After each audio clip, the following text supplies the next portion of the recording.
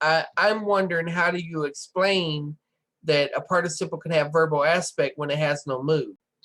Whenever we're interpreting a substantival participle, there's several different morphosyntactical functions from other parts of speech that are involved uh, as it relates to verbal aspect. For example, a substantival participle is an adjective participle acting like a noun. In other words, it's a or you can call it substantival adjective. So the point is, if you look at it from the perspective of that, an adjective modifies a noun and therefore has no verbal aspect.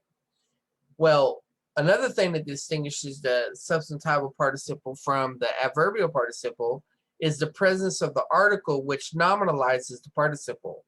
Well, if it nominalizes, it functions as a noun and therefore it has no verbal aspect. Well, another thing that's going on is that you have no mood when it comes to a substantival participle, or any participle for that matter.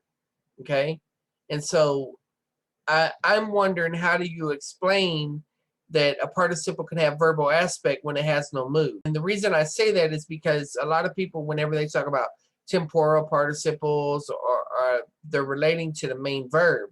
And most grammarians believe that tense is only in the indicative mood. Then we have the aspect, well, a verbal aspect. So verbal aspect, for example, could be habitual or gnomic.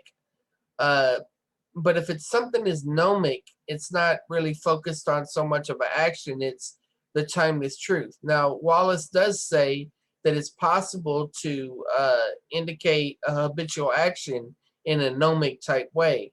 It's like a general principle.